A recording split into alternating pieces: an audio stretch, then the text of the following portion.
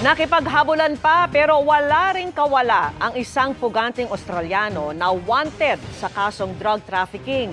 Gumagamit pa siya ng iba't ibang pagkakakilanlan para makaiwas sa huli. Nakatutok si John Consulta, exclusive. Kahit pa nadulas at napaupo sa isang punto, mabilis na bumangon at muling tumakbo ang lalaking ito sa barangay Poblasyon sa Makati City.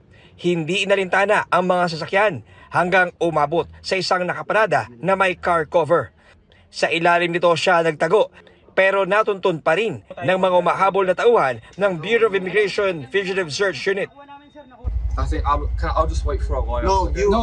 You have the right to remain silent. Anything you say may be used against you in the court of law. You are under arrest by the Bureau of Immigration Fugitive Search Unit. Okay?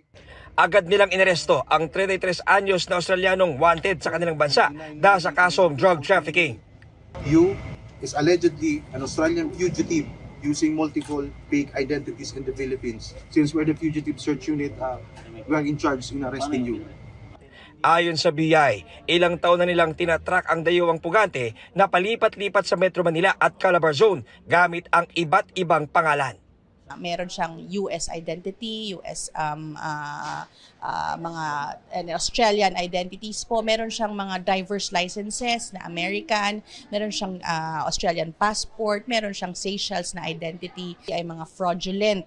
Sa kanyang braso, makikita ang tattoo na Comanchero, isang motorcycle gang sa Australia na sakot raw sa iba't ibang kaso kabilang ang drug trafficking at pagpatay sa kanilang mga kalabang drug group. Very violent yung mga naririnig natin ng mga crimes at saka trafficking ng mga narcotics ang ginagawa niya. Sinisikap pa rin namin makuha ang panig ng inarestong Australiano.